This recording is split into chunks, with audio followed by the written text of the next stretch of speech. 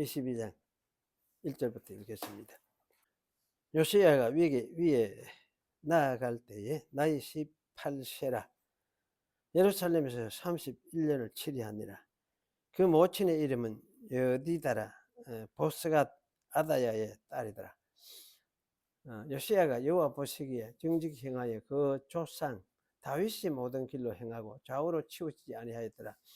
요시야 왕 18년에 왕이 머술람 손자 아살리아의 아들 서기관 사반을 여호와의 전에 보내며 가로되 너는 대제사장 hil기야에게 올라가서 백성이 여호와의 전에 드린 은 곧 문지킨 자가 수납한 은을 계수하여 여호와의 전을 전 역사 감독자의 성전 맡은 감독자의 손에 붙여 저희로 여호와의 전에 있는 이 작업자들, 공장 내는데 작업자들이죠. 이게 주어 요새 목수죠.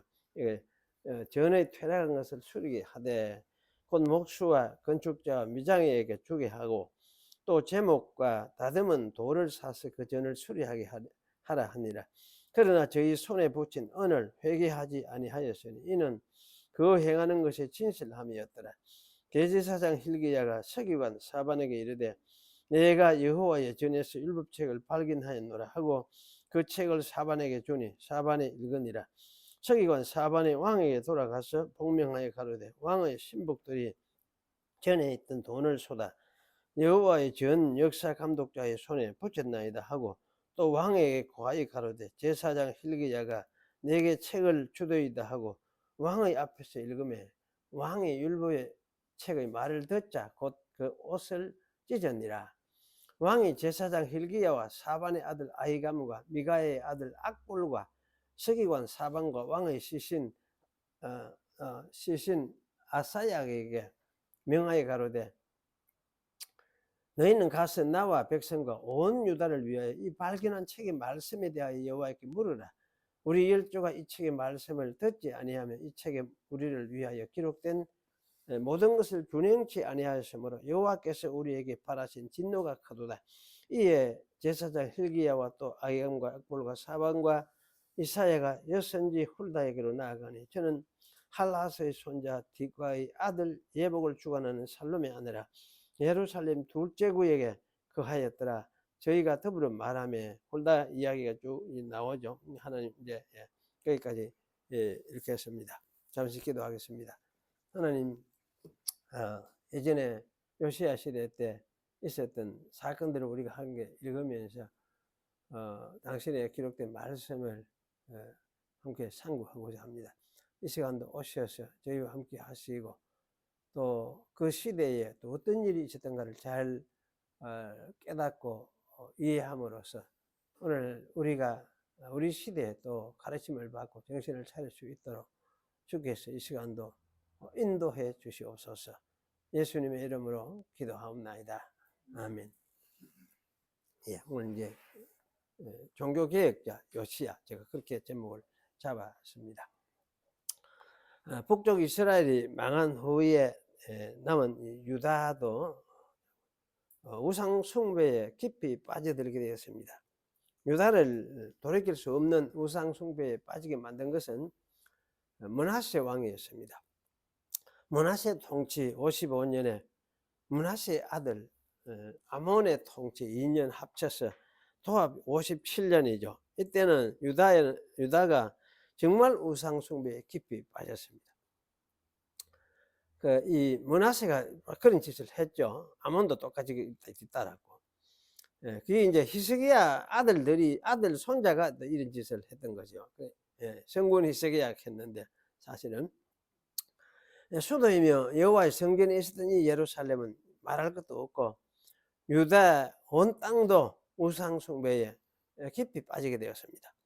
이 우상 숭배에 빠진 유다를 이끌어서 우상 숭배를 철폐시켰던 왕이 바로 이 요시야 왕이었습니다.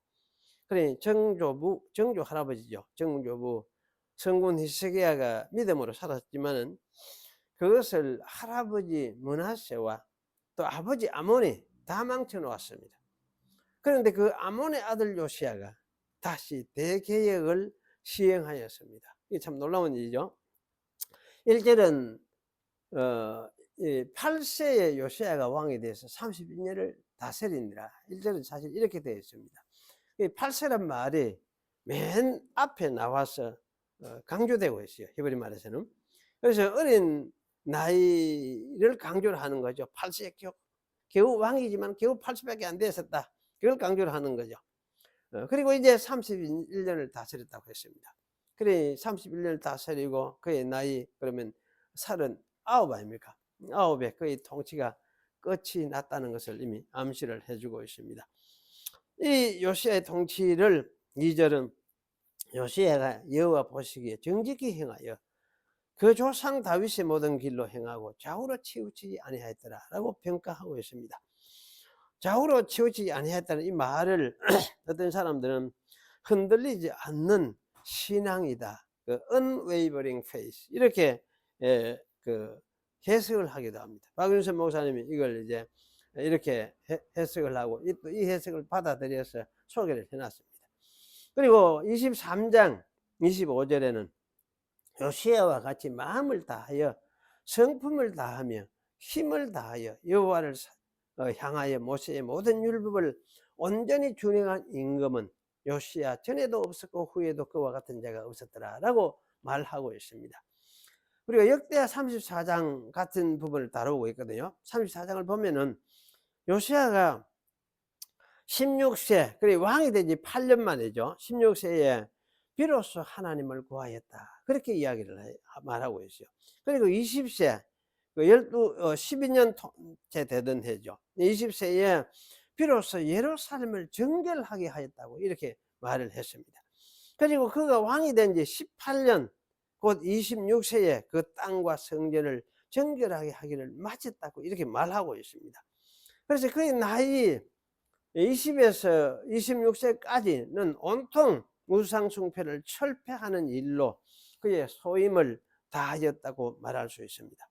비교적 어린 나이였는데도 요시야는 그 큰 과업을 흔들리지 않고 결단력을 가지고 잘 수행하였습니다.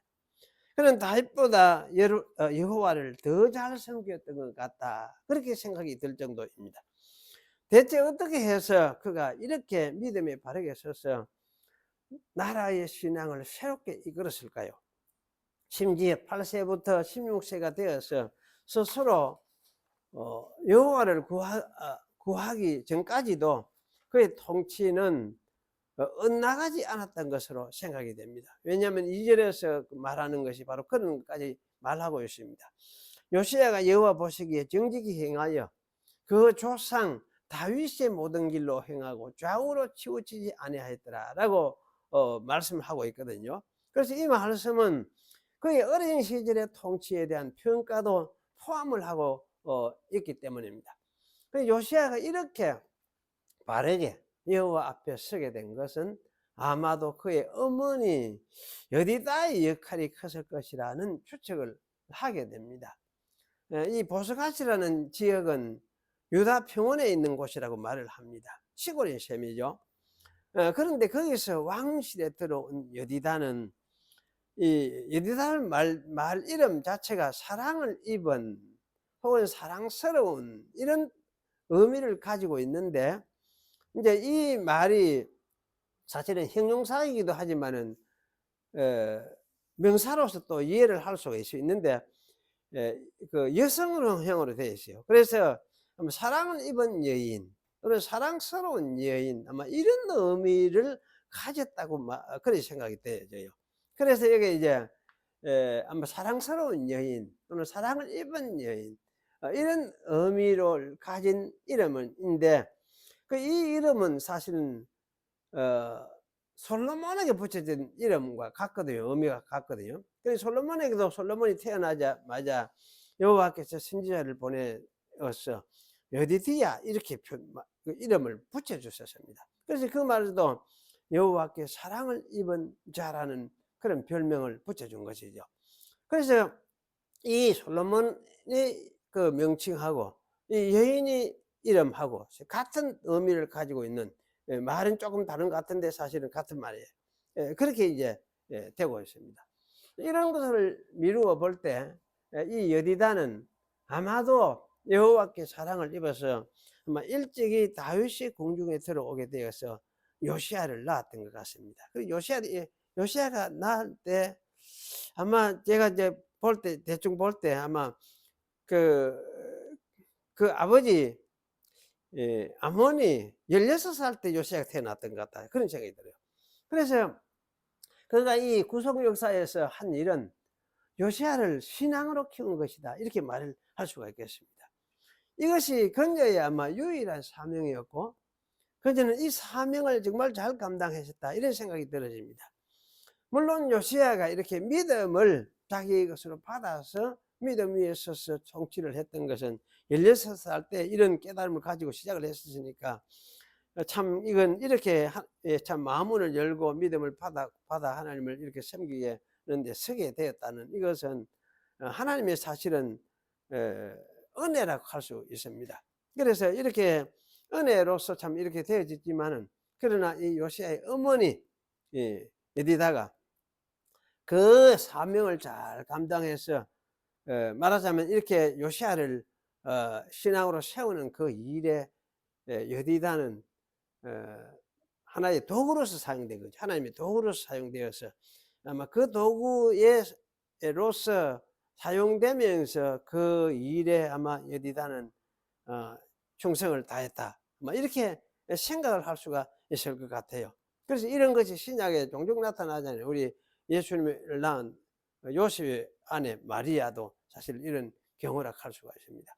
이렇게 생각할 때에 참 이게 하나님의 역사, 하나님의 은혜의 역사를 중요한데 참 그 은혜의 역사를 받들어 섬겨서 도구로 택하여 섬기도록 때로는 받들어 섬기는 사람들의 역할도 참 중요하구나 이런 생각이 들어집니다. 그래서 하나의 사명으로서 알고 이런 일을 감당을 했었구나, 충성을 했겠구나 그런 생각이 들어져요.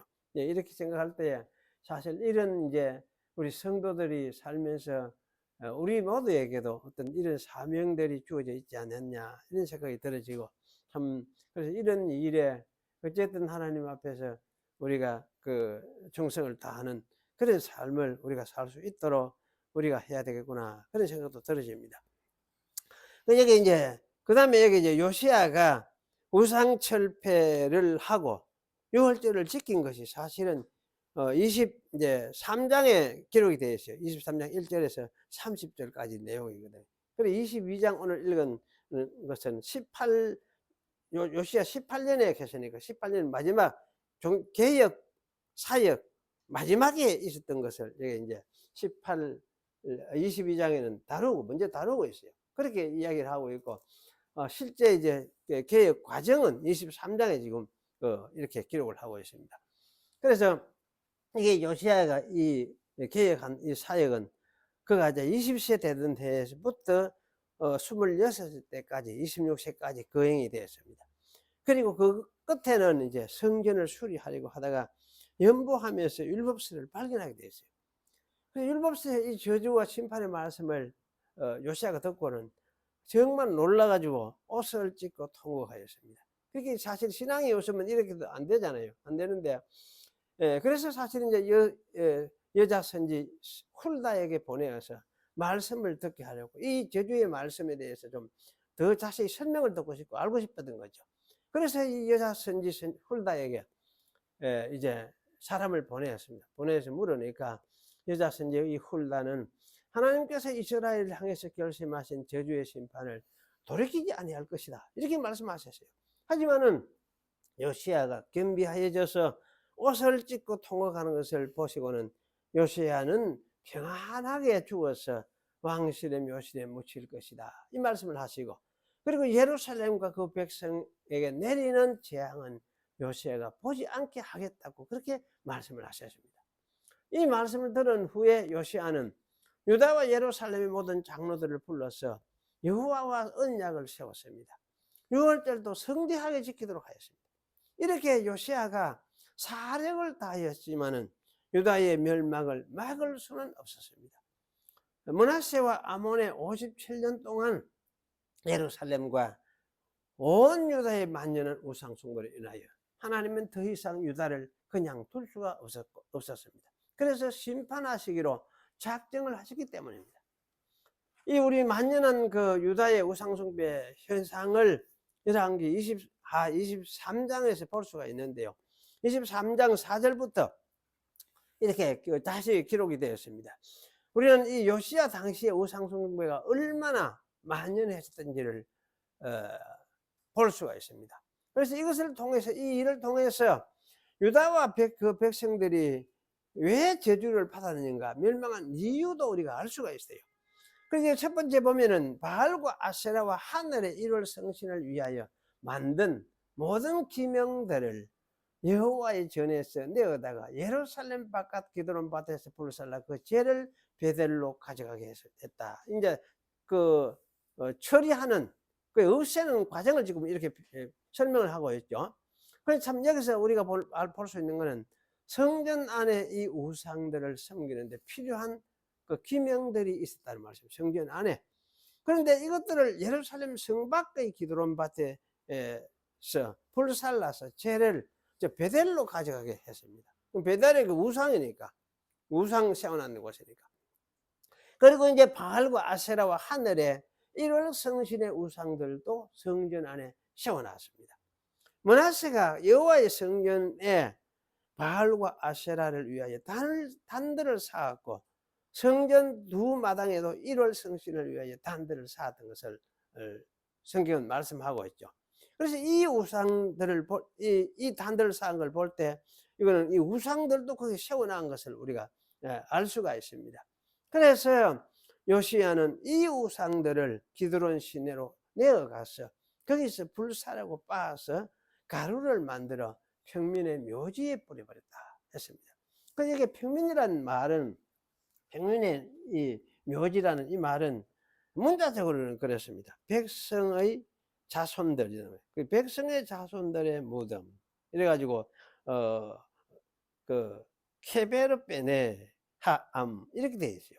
그러니까 백성의 자손들의 무덤 하면 이건 아마 이름도 없는 백성들, 아마 이렇게 우리가 이해를 할 수 있을 것 같아요. 한없는 서민들이죠. 서민들의 무덤. 근데 댕기다가 갑자기 죽어 이름도 모르고 누군지도 모르면서 죽은 이런 사람들을 아마 가리키는 말이 아니냐, 이런 그런 생각이 들어요.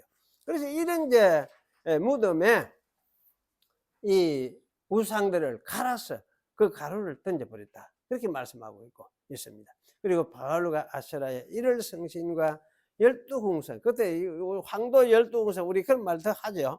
이런 것을 모두가 이제 처리를 한 거죠. 근데 별들도 역시 별들도 생겼는데 별들도 마찬가지로 그래 했고, 그래서 이제 이런 일을 했습니다. 요시야는 이 여호와의 성전에서부터 아마 우상 철폐 작업을 먼저 시작을 했다, 그렇게 이제 말을 할 수가 있어요. 아주 이제 당연한 순서지요. 그럼 우상 철폐를 하면은 어디서부터 시작할까? 멀리부터 하는 게 아니고 이것부터 시작을 해야 되겠다, 아마 그렇게 생각하는 것이 당연한 것이다, 그런 생각이 들어요. 그래서 아마 성전 안에부터 이제 청소를 시작을 했던 것 같다, 그런 생각이 듭니다. 그리고 이 여호와의 성전 안에서 또 뭐가 있었느냐 하면 미동의 집들도 있었다. 미동은 여러분 알죠? 미동. 그러니까 이 뭔데? 신전 창남들, 우리 창기들 하잖아요. 신전에 창기들이 있었다고 생각하는데, 신전 여기는 창남들, 그 매일 슈라인 프로스티튜트, 그러면 이 신전 창남들, 창기, 창녀들, 우리 창녀하지만은 창녀 반대로 창남들, 이렇게 신전에서 이런 창남들이 있었어요. 그러니 바알은 남신이고 아세라는 여신이기 때문에 아마 거기에 구색을 맞추었는지 모르지만은 당시에는 이제 남자 창남들을 이방인들의 신전에 두고 그런 두었습니다. 그래서 제사 의식은 사실 어뢰 이들 이 창남들과 음행을 행하면서 진행이 되었던 것이죠. 그래서 다산과 풍년을 빈 일종의 종교 행사가 그런 것이에요. 그래서 종교가 얼마나 문란합니까? 그러니까 이런 일들이 이방인들이 행했는데, 이런 일들이 예루살렘의 여호와의 성전에서도 행하였던 것을 여기 짐작할 수가 있습니다. 그래서 요시야는 이런 것들을 처결하시던 거죠. 그 가라가 사실은 내버리는 것이, 내버리는 것이 너무나 당연하죠. 얼마나 답답한 일입니까? 그 요시야는 이렇게 우상 철폐하는 일을, 우상을 철폐하는 일을 점점 이제 확대하여 갔습니다. 그래서 예루살렘 사면으로부터, 예루살렘부터 그래 하고 예루살렘 사면으로 또 나아갔고, 또 예루살렘 앞 멸망산 우편에 세워진 산당들 역시 거기 예루살렘 앞에 또 이제 산당을 세워놨어요. 그리고 이제 유다 모든 고을들과 성문들과 게바에서부터 부엘세바에 있는 산당들, 거기도 역시 있었습니다. 그래서 이 여기에 이제 우상들도 있었는데 요시야는 이것들을 다 철폐를 해야 돼요. 그리고 이 산당들에서 일하던 제사장들을 예루살렘 여호와의 전에 올라가지 못하도록 조치했습니다. 그렇게 이 제사장들은 가만 생각해 보면 그냥 처음부터 그쪽 산당에 세운 이런 그 제사장이 아니에요. 여호와를 섬기는 그런 제사장인데, 여호와를 섬기던 제사장이 이제 이 산당들에 가서 그걸 섬기는 거지. 그리고 이렇게 해서 사실은 아마 이 제사장들은 요새 말로 먹고 살아야 되니까, 목구멍이 포도청이라 하니까 그 말이 있듯이 이런 말이 있는데, 여호와를 섬기던 그런 이스라엘 제사장이 이방의 우상들의 제사장으로 바꾸어서 연명하면서 살았던 것이다, 그런 생각이 들어집니다. 이거는 참 요새 치면은 교회 목사하던 사람이 뭐 절에 가서 중하면서 하는 게는 마찬가지다, 이런 생각을 할 수가 있어요. 그리고 우리나라도 옛날 마치 일제 때 목사들이 또 신사참배를 앞장서서 이끌었는데, 그것은 누가 그랬는지 사실 목사들이 사실 그랬어요. 목사들이 교회에서 예배드리기 전에 동방예배부터 먼저 했어. 그 신묘로 이래 만들어 놓고 거기다가 먼저 절을 하고 이래 이제 예배 드린다 하고 그래 했거든요. 그리고 이 교인들을 이끌어가 아주 천조 대신 예수 이름으로 너희 세례 받은 뿐만 아니고 이제 천조 대신 이름으로 세례를 받아야 된다. 그리고 일본 그 천도신 이름으로 세례를 받는. 그래서 이렇게 했던 사람들이 그 부산 같았으면 부산 해운대 앞바다로 데리고 가가지고 그렇게 했었어요. 하고 했는데, 그렇게 한 사람들이 나중에는 또 교회 여전히 그 일을 했었어요. 그러니까 이제 이런 걸 보면서 우리가 잘못했던 거, 고시에 그때 한상도 목사님하고 이런 사람은 감옥에 있다가 나와가는 이런 잘못에 대해서 우리가 인정을 하고 회개한다 하고 자숙하자, 몇 개월 자숙하자, 목사들 전체 하나님 자숙하자, 이렇게 이제 주장을 하고 이랬는데 그 주장도 안 받아들였어요. 안 믿기더랬어요. 그래 하자 이렇게 대놓고는 아무도 그 따르는 사람이 없고, 우리는 어떻게 했느냐, 우리는 교회 바깥에서 교회 지킨다고 애먹고 너희는 감옥소에 앉아가 뭐 편안히 있어 지냈지, 이런 식의 그 태도를 가지고. 그러니까 이제 이 한국 교회가 그때는 우상숭배에 휘말려서 전체가 다 우상숭배를 하게 되어진 이런 상황인데, 그것에 대한 어떤 공식적인 회개와 돌이킴과 자성을 공식적으로 참 갖지를 못했어요. 그 교회 역사에서 참 우리 잘못했다 반성하고 회개하고 돌이켜야 되는데 그렇게 하지를 못했습니다. 그게 참 사실 우리 한국 교회의 역사의 맹점이다, 그런 생각이 들어요. 그리고 여기 이제 흰놈의 아들의 꼴짝이에서 행해지는 인신 제사를 폐지를 했습니다. 그 예루살렘 성박 꼴짝이죠. 그래서 여기 꼴짝에서 사람들이 이제 아들과 딸을 몰록에게 제물로 바쳤습니다. 여기는 불로 지나가게 하였다 하는 이 말은 제 생각에는 그래요. 불로 지나가게 했다면, 불은 아주 가면 불로 지나가면 그거는 이제 굽어보잖아요. 굽어 죽는 거지. 그러니까 몰록이 불에 구워서 제물을 먹도록 하기 위해서 이렇게 한 것이 이 몰록 숭배 행사였구나, 그런 생각이 들어져요. 그래서 이러한 일들을 요시야는 받았습니다. 철폐하고. 그리고 이제 유다 왕들이 태양을 위하여 드린 말들을 제거해 버렸다. 그 말들을 제거했다. 그 태양 수레를 불살랐다, 이렇게 말을 하고 있죠. 이 말들은 여호와의 전으로 들어가는 곳에 근처에 있던 이게 시종 나단 멜렉의 집 곁에 있었다, 이렇게. 그러니까 여호와의 전에 들어가려고 하다가 보면 뭘 보느냐, 이 말들을 봐요. 그리고 사실 이 말들이 작은 말이 아니잖아요. 그래서 이 여호와의 전인지 태양신의 전인지 사실 구분이 안 될 이런 상황이 만든 거죠. 그래서 이렇게 된 이 일을 이렇게 해 놨는데, 이 말들을 만들어 드리는데, 누가 이런 일을 했느냐? 사실 왕들이 이렇게 했어요. 우리 열왕했지만 사실은 앞에 므낫세 뭐 이런 그 왕들이 사실 이런 일을 했다, 이렇게 우리가 이해를 하는 것이 옳겠다 싶어요. 그래서 이 말들은 아마 유다 왕들이 태양신을 숭배했던 것을 말해주고 있습니다. 유대의 왕들이 말들이 끄는 이 마차를 타고 태양신은 아마 하늘을 달린다, 뭐 이렇게 생각을 하고 이런 일을 했겠다는 생각이 들어요. 그래서 이 말들이 수레를 끄는 거죠. 끄면 태양신은 거기 타고, 그래서 이제 이렇게 달리는 이런 거로 생각을 하면은 이제 성전 가까이에 아마 이 말들 크기는 상당히 아마 실물 크기로 이렇게 만들었지 않겠느냐, 이런 생각이 들어집니다. 그래서 요시야는 이것들을 그야말로 제거하고 태워버렸습니다. 그리고 유다의 왕들은 아하스의 다락 지붕에 단들을 세우기도 했다. 그럼 이 단들이 그냥 단이 아니고 복수형 단들이에요. 이걸 볼 때에 단들이 여러 개였음을 보입니다. 이거 여러 신들한테 바치는 단들을 만들어 놓은 거죠. 이걸 만들어 놓은 사람이 누구냐? 아하스. 아하스의 다락 지붕이라고 했으니까. 아하스는 요담의 아들 아하스 12대 유다 왕인 것으로 우리가 생각을 할 수가 있습니다. 그래서 아하스는 자기 아들을 불 가운데로 지나가게 했고, 산당과 작은 산 위에 모든 푸른 나무 아래서 제사를 드리면서 분향을 했던 유다 왕이었습니다.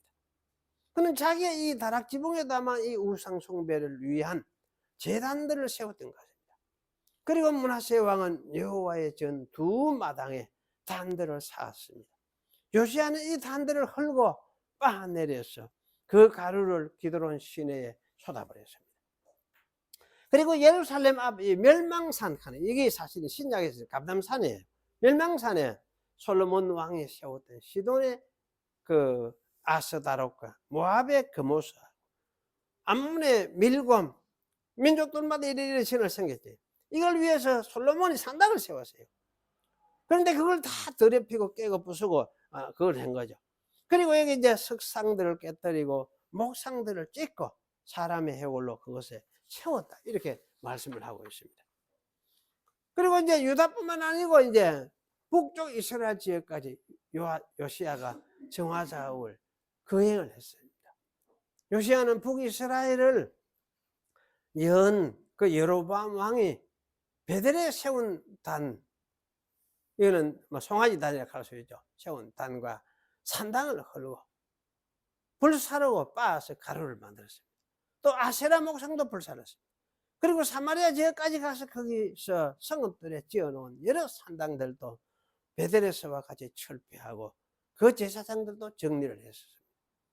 이렇게 한 후에 백성들로 하여금 여호와께 언약을 맺게 하고 유월절을 지켰습니다. 그리고 요시야와 같이 마음을 다하며 성품을 다하며 힘을 다하여 여호와를 향하여 모세의 모든 율법을 온전히 준행한 임금은 요시야 전에도 없었고 후에도 그와 같은 자가 없었더라. 이 구절을 읽어보면 다윗보다 더 온전하게 율법을 준행했다, 이런 생각이 들어져요. 참, 여기서 우리가 생각해 봐야 될 것은, 야, 이스라엘 백성 속에 왕들이 이렇게 타락을 해보구나, 이런 생각이 들어지고, 이게 하나님이 선택한 백성인데 이렇게 깊이 우상숭배에 빠져 들어서 뒤죽박죽 되었구나. 그야말로 혼합주의 종교가 된 거죠. 참, 이걸 보면서 오늘날 교회는 이런 위험이 없을까? 오늘날 교회도 우리가 이제 이렇게 될 가능성이 있지 않겠나? 그런 이제 생각을 할 수밖에 없어요. 그래서 우리가 참 이런 점에서 우상에 깊이 물들어가지 아니할까? 그럼 오늘날 우상은 사실은 보이는 우상 아니라도 어떤 다른 우상이 있을 수 있죠. 경제적인 우상, 돈의 우상, 어떤 정치적인 이념의 우상, 뭐 여러 가지 것이 할 수가 있어요. 그래서 이런 이제 식의 그 어떤 것에 우상에 빠져들 그런 가능성이 있지 아니하냐, 그런 생각이 돼요. 어떤 사람은 이런 이야기를 합니다. 어떤 학자는 그 책에서 그래, 율법으로는 아니 되지만 신약 교회는 성령으로는 하나님이 되게 하신다. 이렇게 말씀을 하셨어요. 근데 사실은 그 말은 잘 생각해 봐야 돼요. 율법으로 아니 된다 이 말은 맞습니까? 아니, 그 맞죠. 다 맞는데. 그럼 성령으로 되게 하신다 이 말은 성령은 뭐가 되게 해놨냐? 뭐를 되게 하느냐? 선택자를 구원하시는 건 맞는데 그 선택자 구원이 뭘 이야기를 하느냐 할 때에 자기 백성 구원하는 거. 그럼 자기 백성 구원이라는 건 이건 공동체적인 하나의 하나님 나라의 완성을 이야기를 해요. 그래서 사실은 이런 새로운 구원을 이루어내시는 그 일을 하나님 하시는데 사실 이것은 거기에 소속 부름을 받은 개인이 그걸 그 하나님의 선택의 귀중성을 깨닫고 거기에 참 충성하면서 따라가지 않고 그걸 거절하고 이스라엘 백성처럼 이렇게 하면은 하나님이 그걸 내버리고 이 새로운 사람을 세워서 딴 사람을 세워서 이런 나라를 완성시켜 가시는 하나님이시란 말이에요. 여러분 성경에 그런 종종 나오잖아요. 이스라엘 백성도 마찬가지고 애굽에서 나왔던 유대인들이 그때 하나님 대적했을 때도 하나님 나중에 오셨습니까? 모세를 향해서 내가 이걸 다 내버리고 모세 너를 통해서 내가 다시 시작하겠다 이렇게 말씀하시면서 하셨거든요. 그때 모세가 중재해서 하나님 그러면 안 됩니다 이러면서 중재를 했기 때문에 계속해서 그들을 놔두고 이렇게 했었지만 그런 일들이 반복되어져요. 그래 이스라엘도 마찬가지잖아요. 이스라엘도 후대 이스라엘 백성들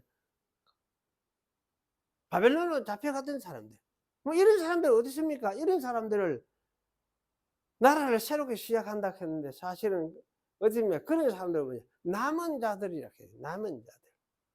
남은 자들을 통해서 새롭게 이스라엘을 시작하겠다 이렇게 이야기했어요.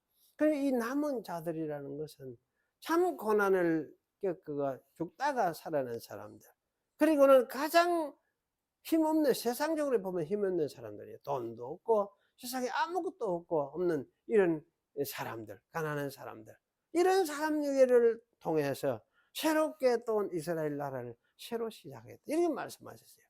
그래서 이런 일들이 참 역사상에서 반복돼요. 하나님의 선민으로 세워졌는데 선민이 자기 할 일을 감당하지 아니하고 거주하고 우상숭배에 빠져버리고 하나님의 복을 세상에 드러내는 일에 실패해버리고 그걸 거절하게 왕노하게 거절하니까 하나님은 그들을 심판을 하고 새로 세워서 또 자기 나라를 이루어가는 그 일을 하시는 거예요. 그래서 이렇게 해서 이 일이 사실은 신약에도 마찬가지 예수님 와가지고 예수님 사역을 하셨는데도 예수님을 안 믿고 거절하고 그게 예수님 시대에 예루살렘을 지배하고 있던 종교 세상이에요. 종교의 세력이었어요. 그러다 보니까 그들을 심판해버려요. 삭슬이 심판하죠. 삭슬이 그야말로 심판해. 돌 위에 하나의 돌도 남기지 않고 예루살렘 무너뜨린다. 단순히 성만 무너뜨린 것이 아니고 그 종교 제도 자체를 완전히 없애버렸어요. 이런 이제 일들을 우리가 생각을 할 때에 그 하나님이 이렇게 하시면서 뭐 하느냐 결국은 자기 나라를 완성하여 나가는 요새는 교회를 이끌어 가시는 이루어내시는 그런 일을 하셨다는 말씀이죠. 그래서 우리가 이런 걸 생각하면 참 두려워하면서 우리가 경계를 해야 될 정신을 차려야 될 부분이다. 그렇게 우리는 생각하지 않을 수가 없습니다. 요시아는 사실은 이런 현상에서 이제 유다와 이스라엘을 새롭게 만들려고 7년 동안 그야말로 전심전력 기울였습니다. 하지만 통째로 썩어버린 이 유다의 이 말 하나님의 심판을 돌이킬 수 없게 했었습니다. 돌이킬 수는 없었습니다. 그래서 이 유다의 이 죄악을 말하는 어떤 학자는 그렇게 얘기해요. 커뮤널 신. 그렇게 공공의 죄다. 하는데 개인 죄가 전체가 함께 썩어버린 이런 상태다. 그걸 공공의 죄다. 이렇게 이야기를 하는데 사실은 공공의 죄라는 그 말도 다 맞지도 온전하지도 않은 표현 같다. 저는 그런 생각이 들어요. 이거는 통째로 이렇게 썩어버리니까. 그래서 하나님께서 이 심판을 돌이킬 수 아니하셨구나. 그런데 그 중에서 이 요시야는 그래서 뽑아서 예, 하나님 나라 안에 쉬게 할 것을 보여주신 것이다. 그런 생각이 듭니다. 그래서 사실 요시야는 화가 임하기 전에, 이스라엘이 멸망하기 전에 바벨론의 포로로 바벨론이 쳐들어와서 이스라엘을 멸망시키기 전에 하나님은 요시야를 데리고 갔어요. 39세 생일에 데려가요. 39세. 참 요새 우리가 생각하면 굉장히 안타까운 일이죠. 39세 생일을 마쳤는데 그거는 요시야를 하나님이 데려가는 하나의 방식이었다. 좀 그 한 일이 보면 쓸데없이 너희한테 싸움을 안 걸었으면 되는데 괜히 요새 같으면 괜한 짓을 해가 지가 죽었다. 우리 생각해야지. 하나님이 그렇게 해서 요시야를 데리고 가는 하나의 과정이었다. 그런 생각이 들어져요. 그래서 요시야는 참으로 이사야서 57장에 말한 것처럼 화가 이르기 전에 하나님이 의인을 데려가셨다. 그 말 표현처럼 요시야가 바로 그런 경우에 해당이 되는구나. 그런 생각이 들어요. 그래서 참 이런 부분을 우리가 잘 살펴가면서 이해를 해야겠구나. 그런 생각이 들었습니다. 기도하겠습니다. 거룩하신 하나님, 오늘 하나님이 하시는 일을 우리가 생각하면서 우리 자신이 또 정신을 차리고 하나님을 믿고 어떻게 믿고 따라가야 할 것인가를 다시금 되새깁니다. 우리에게 주신 믿음이 너무나 소중하고 귀중한데 이 믿음을 가지고 받은 사람으로서 그야말로 하나님을 경외하고 두려워하면서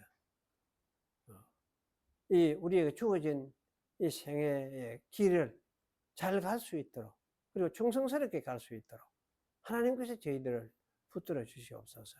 우리 마음에 늘 임재 계시면서 주께서 우리를 붙잡아 주시고 우리의 믿음을 붙들어 주시고 또 저희 또한 주님을 바라보며 충성스러운 마음을 가지고 주님을 따라가는 그런 저희들이 되게 해 주시옵소서. 그래서 죽기까지 죽도록 충성하라고 말씀하신 대로 죽도록 충성하면서 주의 길을 갈 수 있도록 해 주시고 또 이 세상에 속한 연락과 모든 것에서 이것을 분토같이 내버리고 주의 나라를 향해서 바라보며 살아가는 그런 저희들이 될 수 있도록 하나님 저희들을 축복하여 주시옵소서. 예수님의 이름으로 기도하옵나이다. 아멘.